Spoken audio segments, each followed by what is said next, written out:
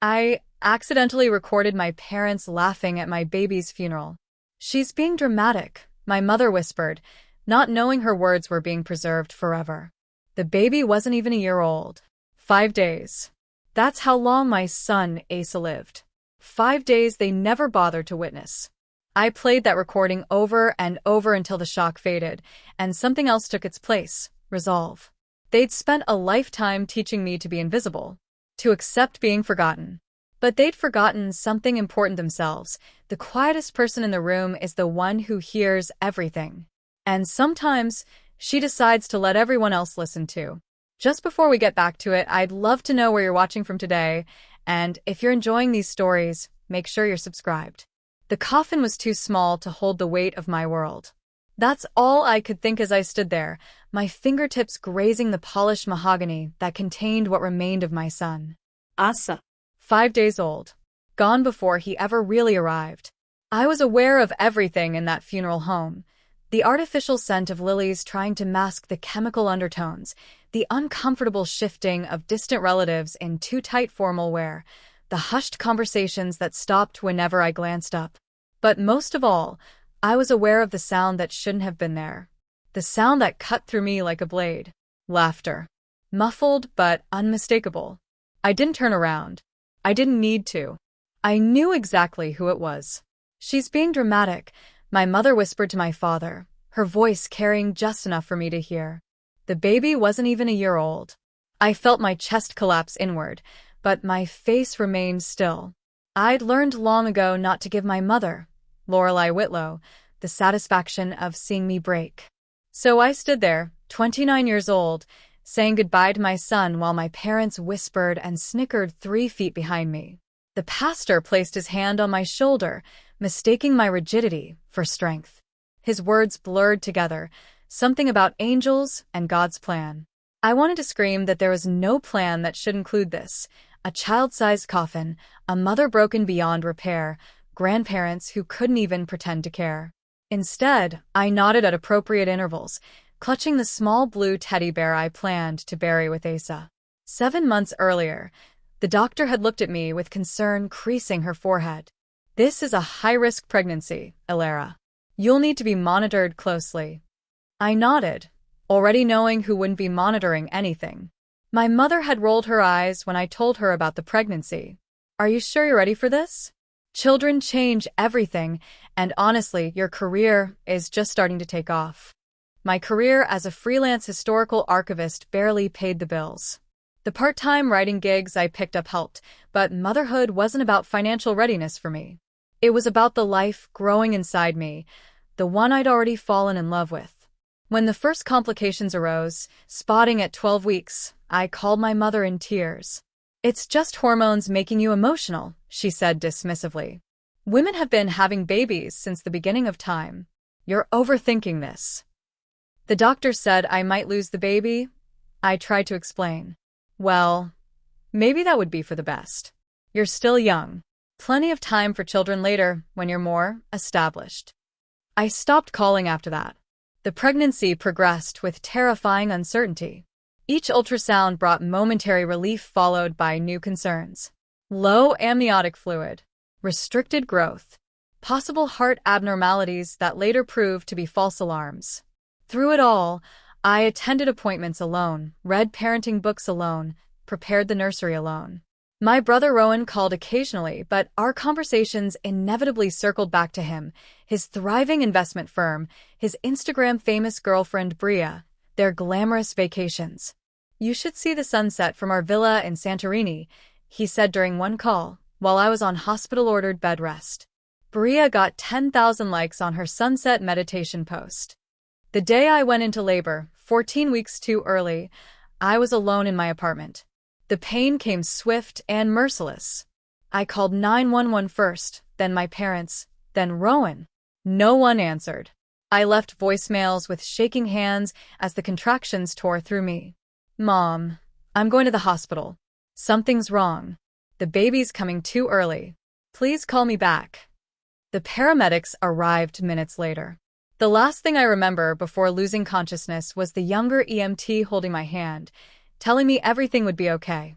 It was the kindest lie anyone had ever told me. When I woke up in the hospital, groggy from emergency surgery, the nurse's face told me everything. "I'm so sorry, Ms. Whitlow. We did everything we could. Your son is in the NICU, but you should prepare yourself." They placed Asa in my arms the next day, so tiny, so perfect, so fragile. 5 fingers on each hand, 10 toes altogether. A dusting of blonde hair, like mine. The tubes and monitors connected to his delicate body made him look like a science experiment rather than a newborn, but to me, he was beautiful. Perfect. Mine. He lived for 5 days in the NICU, fighting with a strength I couldn't fathom. I stayed by his side until his last breath, memorizing every detail of his face, the curve of his ear, the shape of his nose. The nurses taught me how to hold him despite the equipment, how to speak to him, how to be his mother for the brief time we had. No one came to the hospital. Not once. My mother called on the 3rd day. "We're at Rowan's engagement dinner," she said, her voice brimming with excitement. "He proposed to Bria last night. Can you believe it? We're planning for a spring wedding." I hung up without telling her that her grandson was dying. When Asa's tiny heart finally stopped, I felt mine crack open. The NICU nurse, Shannon, with kind eyes and calloused hands, helped me bathe him one last time. She took imprints of his hands and feet, cut a lock of his fine hair, and wrapped him in a blue knitted blanket donated by hospital volunteers. "Take all the time you need," she whispered, leaving me alone with my son. I held him for hours, talking to him about the life we should have had. The bedtime stories I'd never read him. The autumn leaves I'd never show him. The Christmas mornings that would now always be incomplete. Later, minutes or hours, I couldn't tell. I called my parents again. "Asa died," I said when my father answered. No preamble, no questioning. A pause. "Who?" "My son. Your grandson. He died an hour ago." Another pause. Oh. "I'm sorry to hear that." His voice was distant, formal, as if responding to news about a stranger's misfortune. "Your mother's at her book club. I'll tell her when she gets back." 3 days later, I arranged the funeral myself. Picked the tiny casket, ordered the flowers, wrote the obituary for a life that spanned less than a week. The funeral home director was kind, offering the children's service at a reduced rate. He had gentle eyes that reminded me of the NICU nurse. Now, at the funeral reception, most guests had left. Only my parents remained, picking at the food platters in the corner of the room. I sat alone, staring at the guest book with its sparse signatures. "What a waste," my mother muttered to my father, thinking I couldn't hear. That casket cost a fortune. And for what? She could have had a simple cremation. My father nodded absently, his attention on his phone. Neither of them had hugged me. Neither had shed a tear. "Mourning this hard isn't healthy," my mother continued. "She needs to move on." It's not like she knew him. I slipped out without saying goodbye, clutching the memory box the hospital had given me. Tiny footprints, a lock of hair, the blue blanket that had wrapped his body. That night, I lay in bed holding that blanket to my face, breathing in what remained of Asa's scent, waiting for tears that wouldn't come. Sleep never found me. Instead, I tried writing goodbye letters, poems, anything to release the pressure building inside me. But the words felt hollow, insufficient. I tore each attempt to shreds, watching the pieces scatter across my bedroom floor like the fragments of my heart. The days blurred together. I ignored calls from the few friends who knew about Asa. I took a leave of absence from my archiving contract. I existed in a gray space between living and not living, going through mechanical motions, eating enough to survive, showering when the smell became noticeable, responding to essential emails with empty phrases. 2 days after the funeral, I was emptying my purse when I found my phone had been recording. I'd accidentally hit the voice memo button during the service. My finger hovered over the delete button, then paused. I plugged in my headphones and pressed play. My breath caught as I heard it all. The eulogies, the prayers, and then, crystal clear, my mother's voice. "She's being dramatic." The baby wasn't even a year old. Then the snicker, my father's low chuckle joining in. "At least we don't have to babysit now," he added. Then my mother again. God, I was dreading having to pretend to be excited about a grandchild. This is easier, honestly. The recording continued, capturing every dismissive comment, every moment they thought no one was listening. The evidence of their cruelty played in my ears, undeniable and raw. I played it again, and again. Each time, the knife twisted deeper, but something else was happening too. The fog of grief parted momentarily, making room for something hot and clarifying. Anger.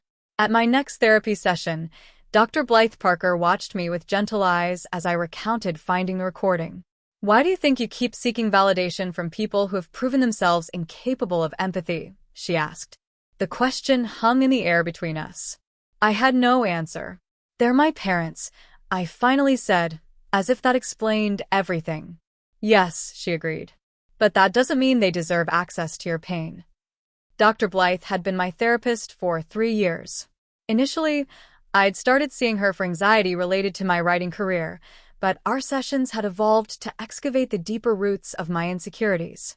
She'd always suggested my relationship with my parents was problematic, but I'd resisted the idea. Family was family, I thought. You couldn't choose them, so you had to make peace with what you got. Now, playing her that recording, I watched her professional composure briefly crack. Ilara, she said softly, what they did, what they said, it's emotional abuse. It's cruel beyond measure. I know, I whispered. And what do you want to do with this knowledge? I didn't have an answer then.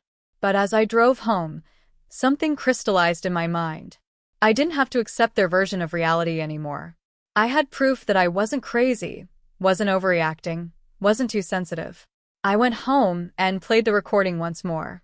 Their laughter, once devastating, now sounded different to my ears. Smaller. Pathetic. I saved the file to my computer and named it Truth. I didn't know what I would do with it yet. But for the first time since losing Asa, I felt certain of something. I wasn't crazy. I wasn't overreacting. And I wasn't alone with my grief anymore. Now I had proof. 3 weeks after the funeral, I showed up at my parents' Victorian-style home in the affluent part of our Vermont town. I carried a casserole dish, one they'd sent with a neighbor to the reception, washed and filled with store-bought cookies. Ilara, my mother said, not bothering to hide her surprise. Her perfectly highlighted blonde hair was swept into its usual elegant twist. We weren't expecting you. Just returning your dish, I said, stepping inside without waiting for an invitation. The house looked exactly as it always had, tasteful antiques, family photos where everyone was smiling, mostly Rowan's achievements prominently displayed, and not a speck of dust anywhere. No sign that a grandchild had lived and died. No indication that anything had disrupted their perfect narrative. My father emerged from his study, reading glasses perched on his nose. Ilara, he said with a nod, as if I'd just come back from a brief trip rather than burying my child. We sat in the living room with tea I didn't want. My mother talked about Rowan's engagement party, about Bria's Instagram following, about the venue they were considering. I thought maybe we could talk about the funeral, I said during a rare pause. My mother's smile tightened. Darling, dwelling on these things isn't healthy. I'm not dwelling. I'm grieving. Let it go, Ilara, she said, setting down her teacup with a decisive clink. You're not the only one who's ever lost something. The words hit me like a physical blow. Lost something. As if Asa had been a misplaced wallet or a canceled vacation. My father cleared his throat. Your mother's right. Life moves forward. You should consider getting back to work. Did you even look at him? I asked, my voice barely audible. At the hospital. At the funeral. Did you even look at your grandson's face? My mother's expression hardened. Of course we did. We were there, weren't we? Unlike you and Rowan got engaged. The unfairness of this comparison momentarily stole my breath. I was in the hospital, with my dying child. Well, my mother said with a tight smile, we all have our priorities. I left 20 minutes later, the weight of unsaid words pressing against my chest. Driving home, memories flooded back, childhood moments when I realized I was different from Rowan in my parents' eyes. When I was 7, I won a spelling bee at school. My certificate hung on the refrigerator for exactly 3 days before being replaced by Rowan's soccer participation ribbon. When I was 12, I broke my arm falling from a tree in our yard. My mother was annoyed about the hospital bill, while my father complained about missing an important call during the ER visit. When Rowan sprained his ankle at 14, my mother took 2 weeks off work to tend to him. Rowan was their miracle child. Born after they'd lost their firstborn to SIDS, he was protected, celebrated, cherished in ways I never was. I came later, an accident, as my mother had once let slip after too much wine at Christmas. We weren't planning for a third, but here you are. Here I was. Never quite enough. 2 days later, I drove to my late grandmother's cottage at the edge of town. I'd inherited it a year ago, but hadn't yet decided whether to sell or move in. It sat empty and waiting, filled with her belongings I hadn't had the heart to sort through before my pregnancy, and certainly not after losing Asa. The cottage was small but charming, 2 bedrooms, a kitchen with vintage appliances, a stone fireplace in the living room. My grandmother had been the only person in my family who seemed to genuinely enjoy my company. Her death had left a void that I'd hoped, foolishly perhaps, that motherhood might begin to fill. The attic was where I started, looking for distraction in the dust-covered boxes. Near the back, I found a carved wooden chest with a small lock. The key wasn't there, but the lock was flimsy with age. It took only a paperclip and some patience before it clicked open. Inside lay journals, dozens of them, dating back decades. I recognized my grandmother's handwriting in most, but one leather-bound volume caught my eye. The inscription inside read, Lorelei Whitlow, 1994. The year I was born. I shouldn't have read it. Some boundaries shouldn't be crossed. But grief had already stripped me of caution, of self-preservation. So I read. Another girl, my mother had written. As if one wasn't enough. Now I'm stuck at home with a newborn while James travels for work and Rowan needs attention. This wasn't supposed to happen. Page after page detailed her resentment, of my existence, of how I'd ruined her figure, of how I cried too much. The baby is colicky. Won't stop screaming. Probably knows she wasn't wanted. April 16, 1994. The baby smiled today. Everyone acts like it's some miracle, but it's just a reflex. I can't wait to get back to work and let the nanny deal with her. May 22, 1994. James's mother keeps buying the baby presents. Ridiculous frilly dresses and books. As if she can read. She'll probably be slow like James's sister. June 30th, 1994. Rowan broke his toy and blamed the baby. Smart boy. I know she couldn't have done it, but I put her in timeout anyway. Rowan needs to know we're on his side. I closed the journal, my hands trembling. Something cold and hard settled in my stomach. Not surprise exactly, but confirmation. A truth I'd always sensed but never had confirmed. I took the journal home with me, placing it in my desk drawer beside the USB drive with the funeral recording. Evidence accumulating, though for what purpose I wasn't yet sure. The next day, Rowan called to ask if I'd write a family legacy poem for his wedding. Bria thinks it would add a personal touch, he explained. Something about our family values, our heritage. You're good with words. I almost laughed. What exactly are our family values, Rowan? Don't start, Alara, he sighed. Mom said you're still having a hard time. I get it, but life goes on. My son died 3 weeks ago. And I'm sorry about that. Truly. But you can't expect everyone to put their lives on hold. I agreed to think about the poem. I even met them for dinner the following week. Rowan, Bria, my parents, and me around the dining table that had witnessed so many tense family meals. Bria was exactly as her Instagram suggested, stunning, polished, with a practiced warmth that never quite reached her eyes. She asked about my work, made appropriate sympathetic noises about my loss, and talked endlessly about their wedding plans. We're thinking about a feature in Modern Bride, she said. They're interested in our story, how we met at that charity gala, the proposal in Santorini. Sounds perfect, I said, pushing food around my plate. Alara's working on a special poem for the ceremony, my mother told Bria, as if it had been decided. Actually, I said, I've been thinking about Ace a lot. The funeral. How none of you were there when he was in the NICU. The table went silent. This again? My mother's voice was ice. Really, Ilara? You're attention-seeking now. He was your grandson. A baby you barely knew, she snapped. Stop making everything about you. Rowan looked pained. You really need to move on, sis. It's not healthy. I left early, claiming a headache. In my car, I played the funeral recording again, letting their voices wash over me. When I got home, I copied it to 3 USB drives, hiding one in my desk, one in my grandmother's cottage, and one in a safety deposit box at the bank. Insurance, I told myself. Though against what, I wasn't sure yet. The following weekend, I visited my great-aunt Syl at her assisted living apartment. Aunt Syl was my grandmother's younger sister, the family truth-teller, the one who never sugar-coated anything. Your mother always was cold, she told me as we shared tea. Even as a teenager. When their sister was dying of leukemia, Lorelei couldn't be bothered to visit the hospital.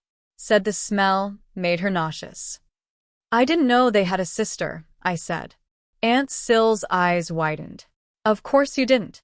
Lorelei erases what doesn't fit her narrative. Always has.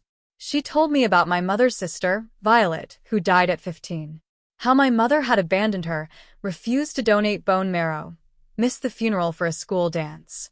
There's a pattern with her, Aunt Syl said, patting my hand. It's not you, darling. It never was. That night, I got a text from Maris Calloway, my college roommate and once best friend. We drifted apart over the years, our occasional coffee dates becoming less frequent until they stopped altogether. Heard about your baby. I'm so sorry. Free for lunch tomorrow. We met at a quiet cafe on the edge of town. Maris looked the same, curly red hair, freckles, eyes that missed nothing. She hugged me tight and didn't let go until I did. I should have reached out sooner, she said. Work's been crazy. We just launched a new podcast series. Maris worked as a producer for a popular true-life storytelling podcast. She'd always had a talent for drawing out people's deepest stories. Over lunch, everything spilled out. Asa, the funeral, my parents, the recording. I played it for her, watching her expression shift from confusion to horror. Jesus, Ilara, she whispered. There aren't words. I keep listening to it, I admitted. Is that sick? No, she said firmly. It's evidence. Proof you're not crazy. She hesitated. Do you want this to stay private? Or. She didn't finish the sentence, but I understood the implication. Maris worked with stories. Powerful ones. Stories that reached thousands of listeners. I don't know yet, I said honestly. After lunch, I checked my phone to find a direct message from Bria on Instagram. Can we talk privately? Coffee tomorrow. We met at a different cafe, away from the center of town. Bria looked different without her usual perfect makeup and styled hair. Younger, more vulnerable. I wanted to talk to you about the wedding, she began. And your family. I braced myself for a lecture about my behavior at dinner, about how I needed to be supportive of their special day. Instead, she surprised me. Rowan tried to keep you off the guest list, she said bluntly. He said you'd bring everyone down with your issues. I insisted you be included. Family should be there. I ser her, speechless. He's obsessed with appearances, she continued. Everything has to look perfect for his social media, for his parents. I thought it was just ambition at first, but now. She twisted her engagement ring nervously. I'm starting to see there's something not right about your family dynamic.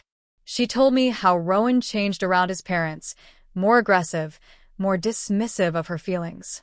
How Lorelei had suggested Bria consider a minor rhinoplasty before the wedding photos. How they'd pressured her to include Rowan's business associates on the guest list, but tried to exclude her college friends. I'm starting to wonder what I'm marrying into, she admitted. I didn't know what to say. Part of me wanted to warn her, to show her the recording, to tell her to run. Another part, the part trained by years of family loyalty, held back. That night, I sat at my computer staring at an upload button. I'd created a private audio file, the funeral recording, edited slightly for clarity. My finger hovered over share. I didn't click. Not yet. But for the first time, I understood I might. I hear her voice in my head. I told Dr. Blythe during our next session, 2 months after Ace's death. Not comforting me. Criticizing. Always criticizing. Rain streaked the office windows, matching my mood. I'd been sleeping poorly, writing less, existing in a strange limbo where grief and rage took turns driving my body. Whose voice? Dr. Blythe asked, though I suspected she knew. My mother's. Even my grief isn't mine. She's there, telling me I'm doing it wrong. Dr. Blythe leaned forward. Ilara, you've spent your life trying to earn love from people who see affection as something to be rationed. That doesn't mean you're unworthy of love.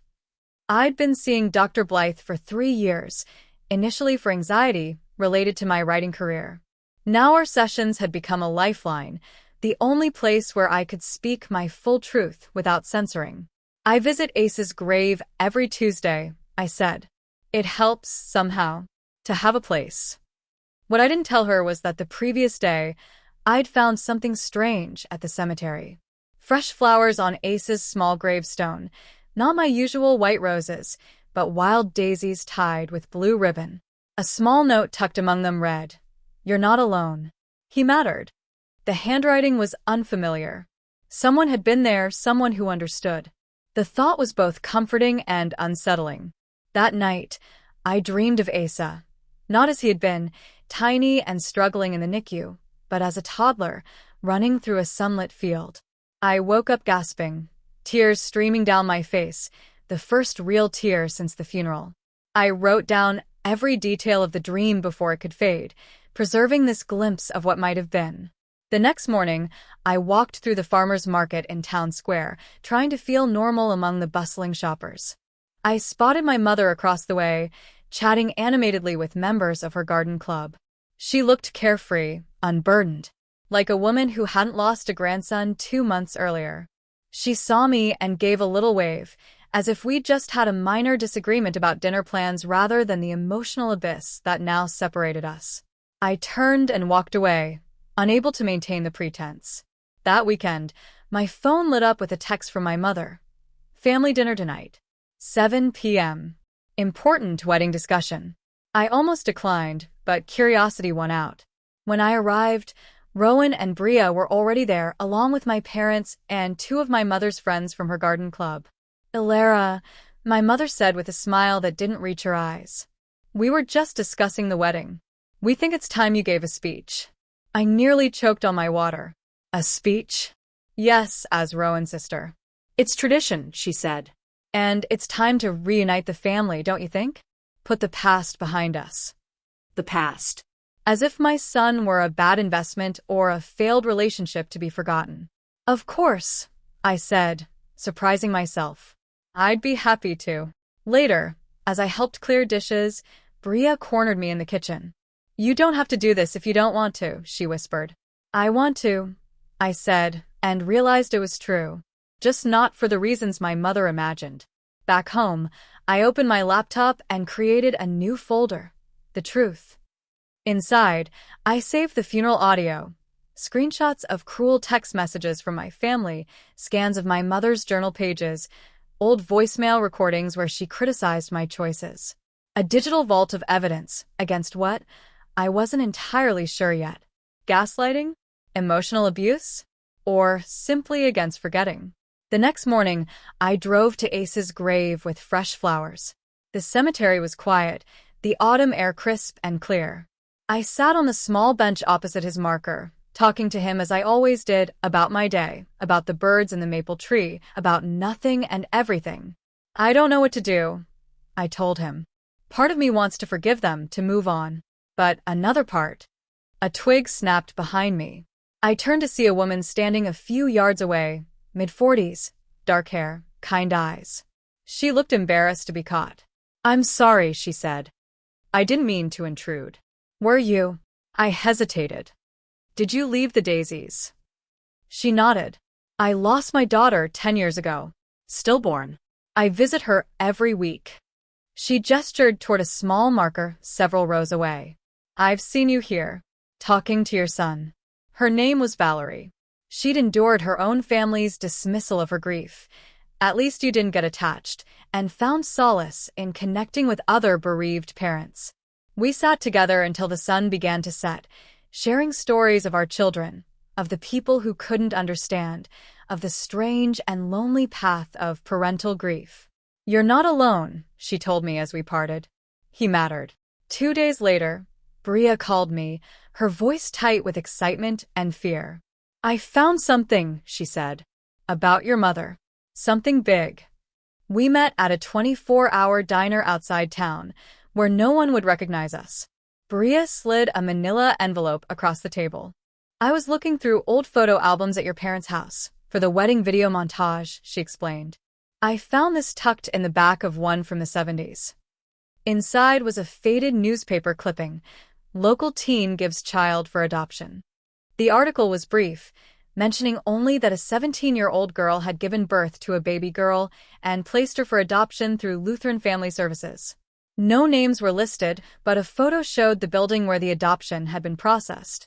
This was with it," Bria said, pulling out a small birth announcement card. "Baby girl, 6 pounds 2 ounces, born to Lorelei Bennett, June 1980. My mother's maiden name. A baby girl. 1980, 14 years before I was born. She had another child," I whispered. "Before Rowan. Before any of us." Bria nodded. "And she never told anyone?" I asked Rowan. He had no idea. The next day, I drove to the town listed in the article an hour away. The Lutheran Family Services building had been converted to offices, but county records were public. It took 4 hours of searching, but I found it.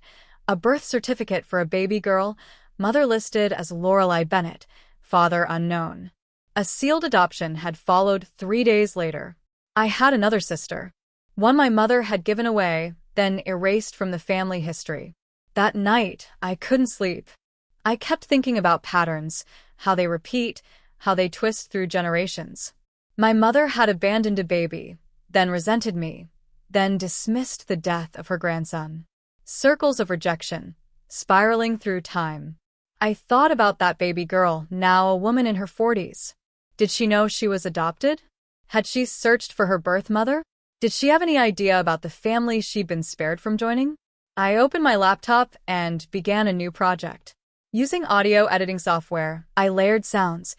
The whispers from the funeral, readings from my journal about Asa, the steady beep-beep of the heart monitor from his 5 days in the NICU. I added my own voice, soft and clear, speaking truth into the gaps. "They told me I was too sensitive when I grieved for you. They laughed while I buried you. They erased you before they knew you. But I remember. I remember everything." The result was devastating, a spoken-word performance set to sound that told the story not just of my grief, but of generations of silence. I saved it and titled it simply, Whispers. The next day, I returned to the cemetery with a purpose. I brought a small recorder, placed it on Ace's grave, and played Whispers for him. My truth, his story, our connection. It felt like the most honest prayer I could offer. Valerie found me there. "Listen with me."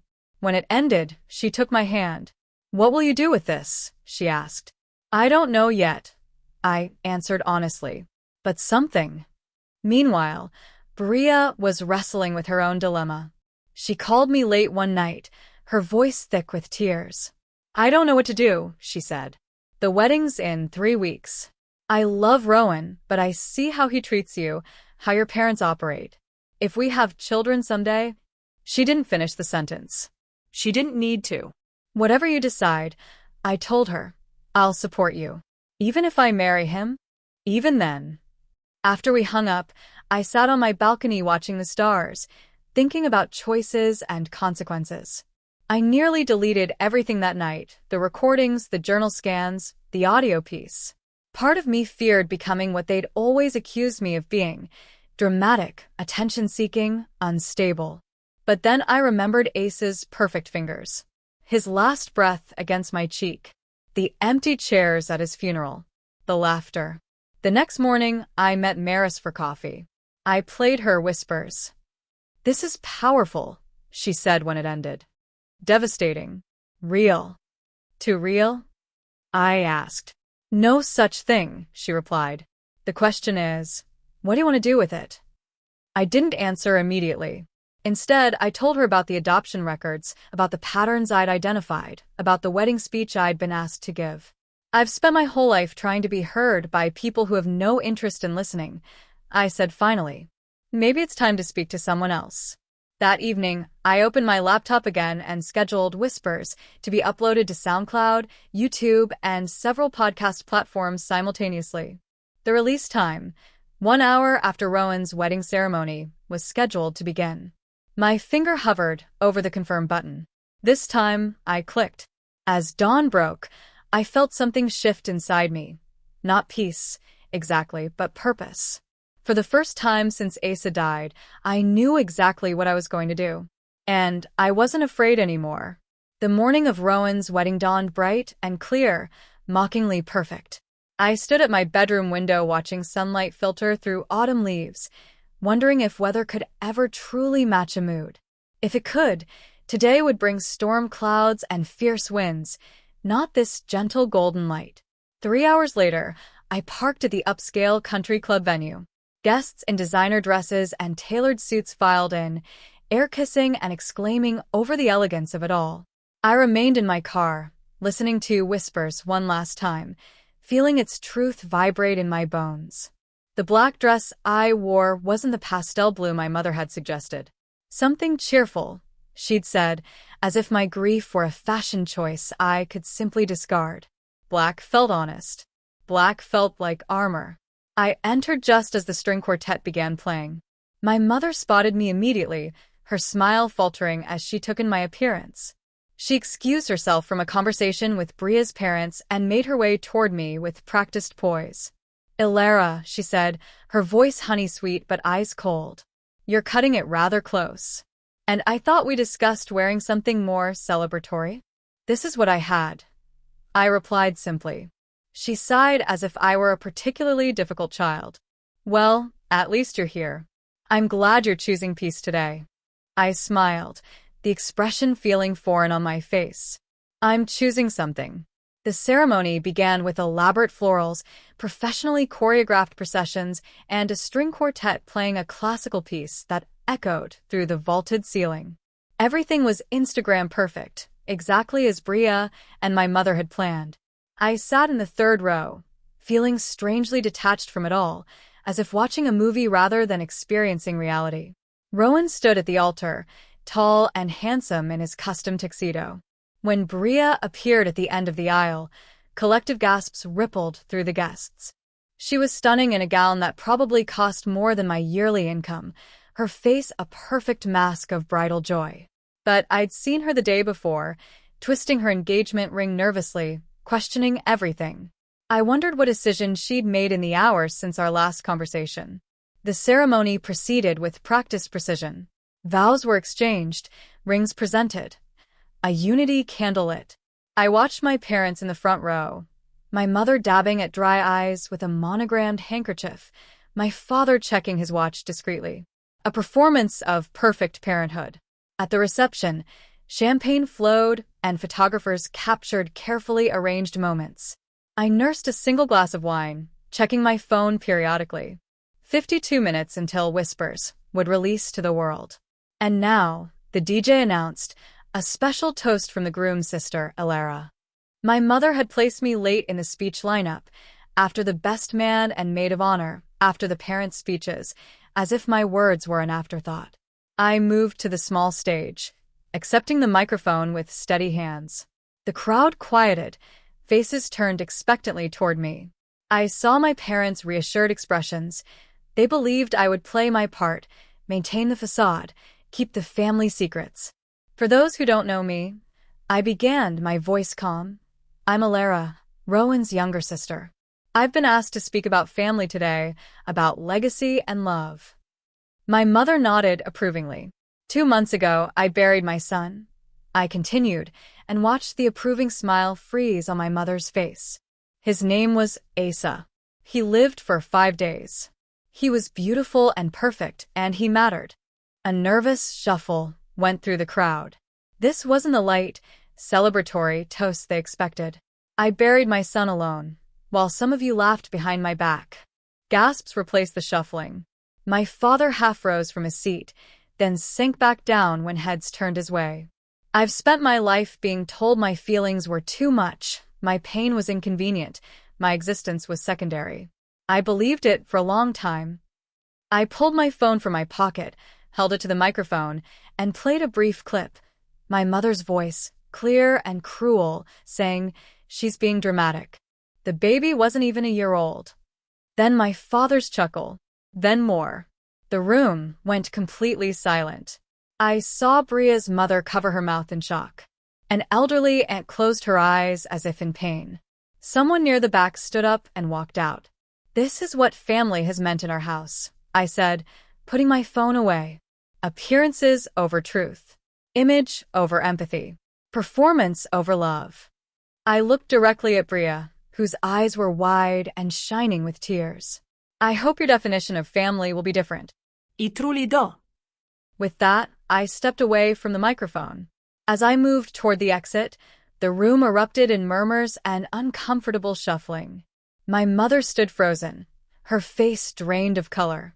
My father stared at his plate, and then my phone buzzed in my hand. The notification I'd been waiting for. Whispers had gone live, uploading simultaneously to multiple platforms. By the time I reached my car, it would be spreading across the internet, reaching strangers who might understand what my own family never had. I was halfway to the door when a voice called out, "Wait." Bria stood in the center of the room, still in her wedding gown, tears streaming down her face. She looked from Rowan to me, then back again. "Is it true?" she asked him, loud enough for everyone to hear. Rowan's face contorted with anger. "She's always been unstable. Jealous. Don't listen to." I heard the recording. Bria cut him off. "Those were your parents' voices. Laughing at a funeral. Was that what you wanted me to marry into? Is that who you are?" The room was dead silent now, hundreds of eyes watching this unplanned drama unfold. "It's not that simple," Rowan began, but Bria was already removing her engagement ring. "I can't do this," she said, placing the ring on the nearest table. "I won't do this. Not to myself, not to any children we might have had." She looked around the stunned room. "I'm sorry, everyone. There won't be a wedding today." She walked straight to me, took my hand, and together we left the venue, two women in black and white, stepping into the sunlight, leaving chaos behind us. In the parking lot, she leaned against my car, her elaborate gown pooling around her. "I was going to do it after the ceremony," she said. "I had a whole speech planned. But hearing your mother's voice," she shook her head. "I couldn't go through with it. Not even for one more minute." Inside the venue, we could hear raised voices. My phone was lighting up with notifications. Whispers was being shared, commented on, spreading beyond my control. "What happens now?" Bria asked. "I don't know," I answered honestly. "But whatever it is, it'll be real." As we sat in my car, deciding where to go, my mother emerged from the venue. She spotted us and marched over, her face contorted with rage. "How dare you?" she hissed through the window. "How dare you destroy your brother's wedding, embarrass this family?" "How dare I tell the truth?" I interrupted. "That recording was private. You had no right. Like you had no right to laugh at my son's funeral? To dismiss his existence? To pretend he never mattered? You've always been dramatic, Alara. Always seeking attention. But this is unforgivable." "Good," I said, starting the engine. "Because I'm done seeking forgiveness from people who aren't sorry." I drove away, leaving her standing there, my mother becoming smaller in the rearview mirror until she disappeared completely. By nightfall, Whispers had been played over 10,000 times. Comments flooded in from strangers around the world. "I felt this in my bones." She said what we're all too afraid to say. "This happened to me too. Thank you for giving it a voice." Bria stayed at a hotel that night, fielding calls from confused wedding guests and her own shocked family. I returned to my apartment, turned off my phone, and slept for 12 hours straight, the first unbroken sleep I'd had since losing Asa. When I woke, the world had changed. My private pain had become a public conversation. My family's secrets were exposed to the light. And something inside me that had been coiled tight for years, perhaps my entire life, had finally begun to unwind. 3 days later, I received a certified letter from my mother's attorney threatening legal action for defamation and invasion of privacy. I placed it in the growing file of evidence alongside the funeral recording and the journal pages. That same day, I learned that my father had resigned from his position at the investment firm, citing personal reasons.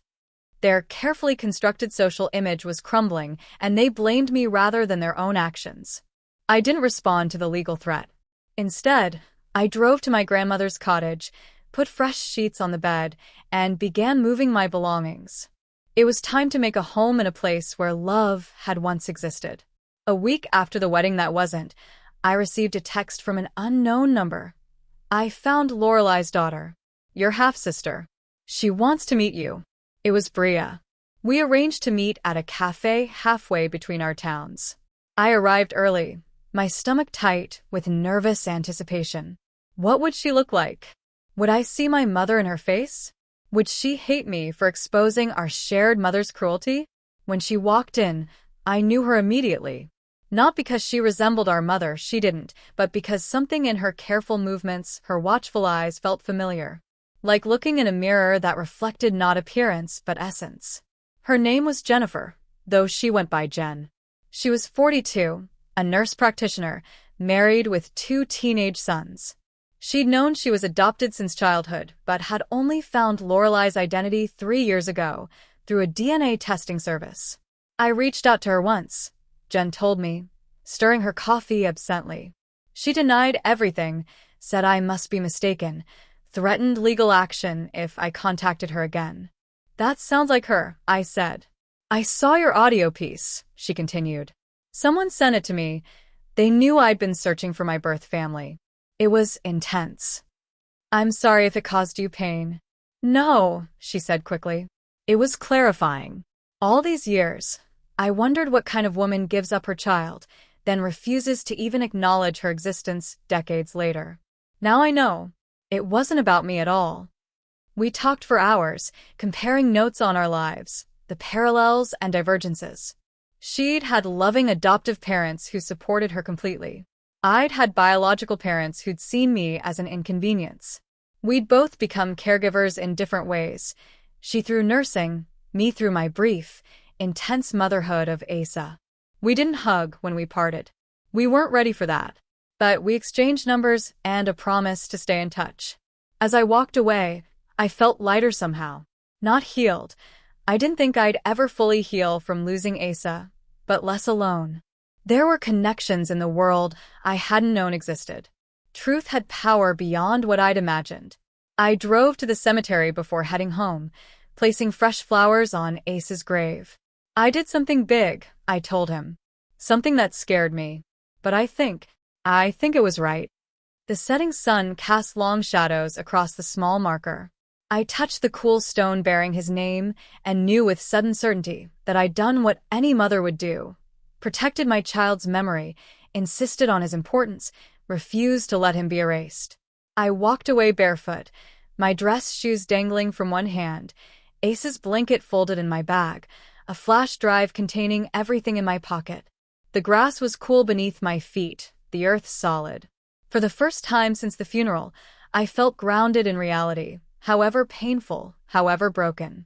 The truth had been spoken. What came next would be built on that foundation. For 2 weeks following the wedding disaster, my family went completely silent. No calls, no texts, no legal threats beyond that initial letter.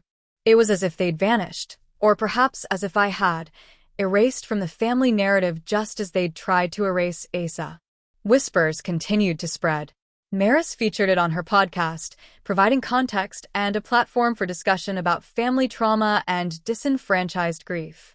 My inbox filled with messages from strangers sharing their own stories of dismissal and invalidation.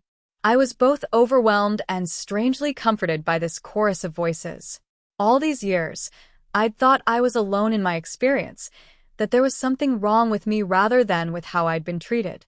My father resigned from his position at the investment firm where he'd worked for 20 years.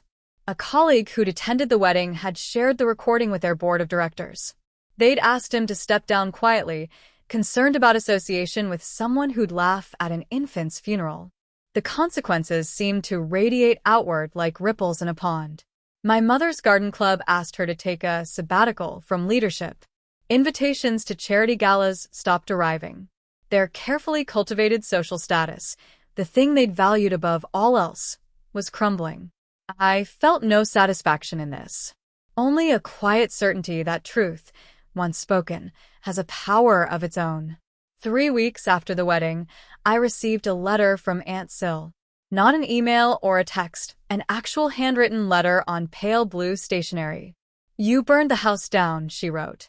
Good. "Now build your own." The letter continued with memories of my grandmother, how she'd stood up to family pressure, carved her own path, found joy despite disappointment. Aunt Sil included a small key with no explanation of what it might open.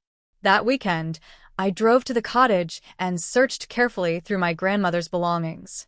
In her bedroom closet, behind a stack of photo albums, I found a small lockbox. The key fit perfectly.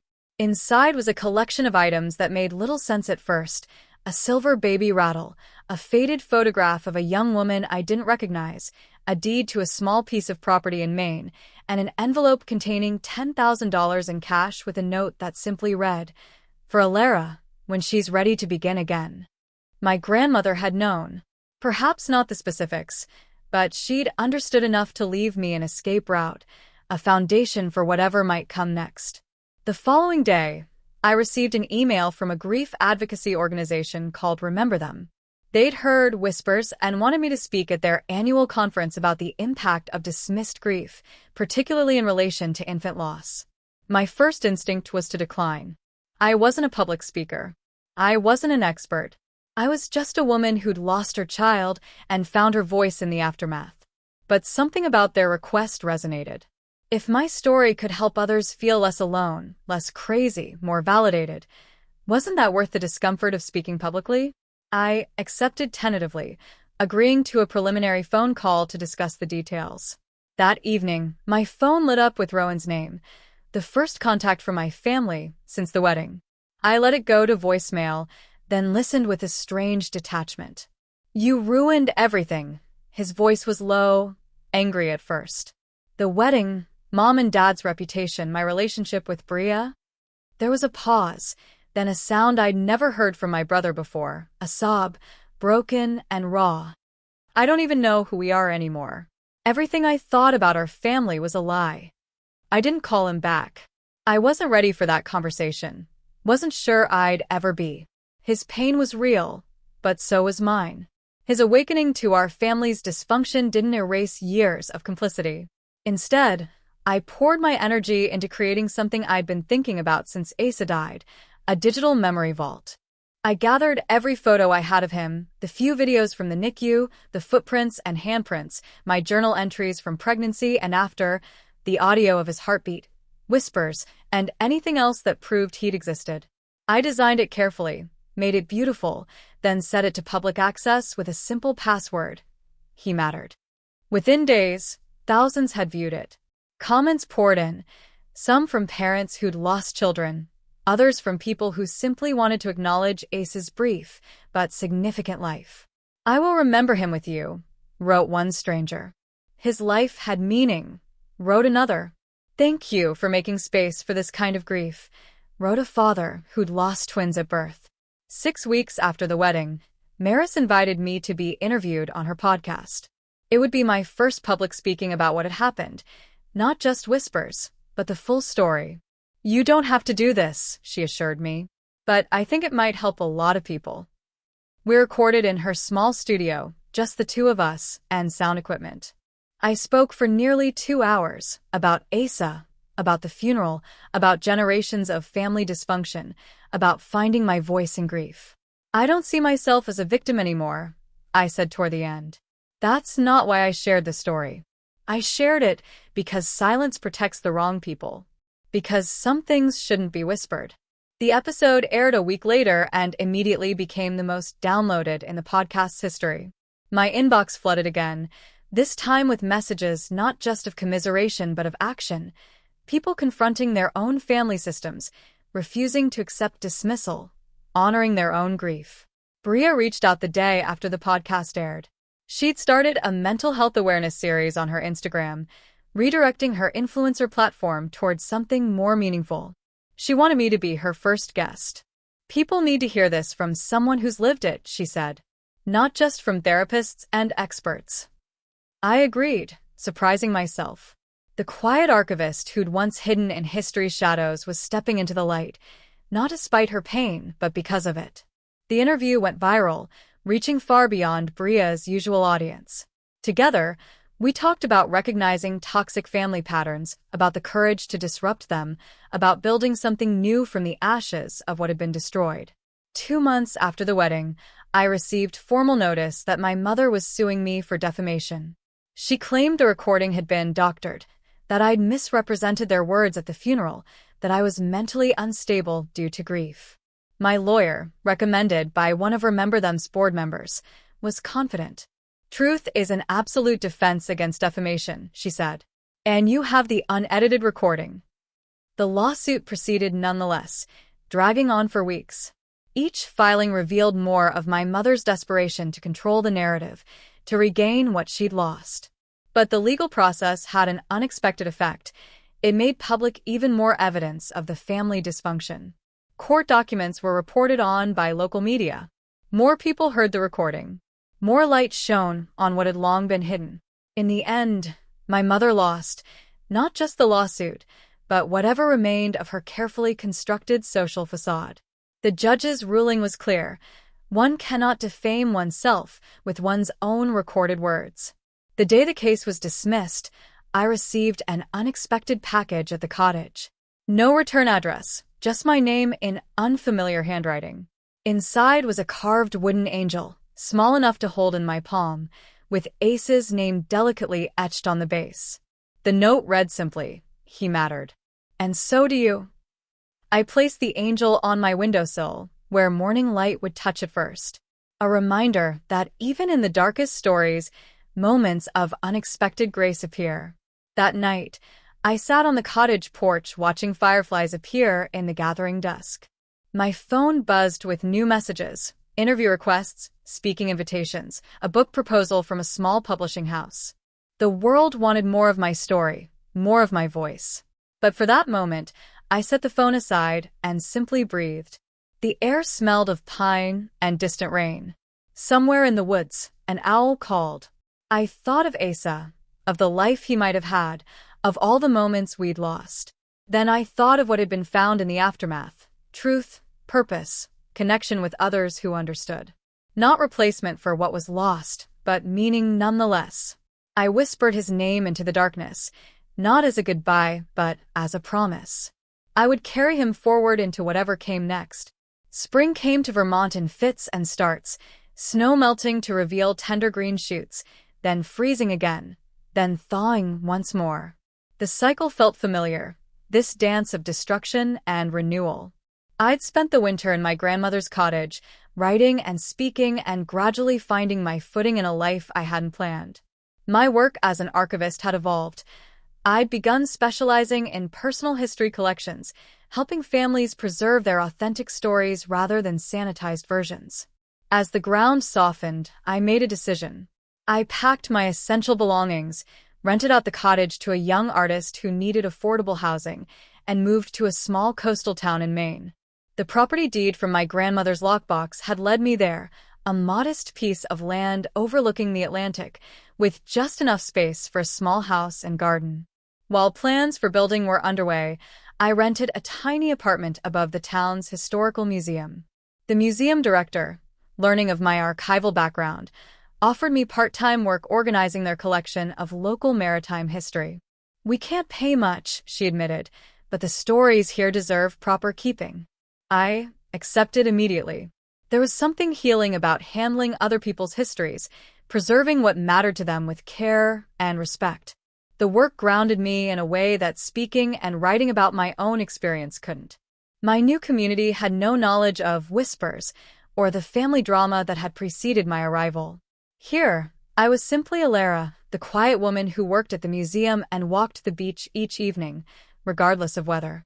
That changed gradually as locals recognized my voice from podcasts or videos that had continued circulating. A young mother approached me at the grocery store, eyes brimming. "Your story helped me speak up," she said. "After my miscarriage, everyone told me to move on, try again. Because of you, I found the courage to tell them how much that hurt." An older man at the post office mentioned hearing me on his daughter's podcast. "You gave me words for something I've felt for 40 years, he said. "Thank you for that." These moments were humbling, unexpected gifts. Each one reinforced what I'd come to believe, that our most painful truths, when spoken aloud, create bridges to others who've walked similar paths. I began receiving handwritten letters from all over, hundreds of them, from bereaved parents who felt unseen. I read each one, responding when I could, keeping them all in a wooden chest as testimony that Ace's brief life had created ripples of connection I never could have imagined. My therapy sessions with Dr. Blythe continued via video call. In one spring session, something unexpected happened. I cried.